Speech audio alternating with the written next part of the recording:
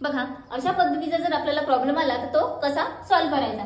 काय आहे प्रॉब्लेम दिलेला बघा, a plus a upon 2 is equal to 8। बघा ही आपल्याला दिलेली आहे left hand side is equal to 8, हे दिलेलं आहे आपल्याला राईट हँड साइड। मग सॉल्व्ह करताना पहिले a किती आहेत ते काउंट करू, करा काउंट 1 2 3 4। मग किती आहेत 4a upon 2 is equal to 8। मग आता हा 2 डिव्हिजन मध्ये आहे, इकडे गेल्याच्या नंतर म्हणजेच राईट हँड साइडला गेल्याच्या नंतर तो जाईल मल्टिप्लिकेशन मध्ये। मग चला करूया बघा 4a इक्वल टू 8 इंटू 2।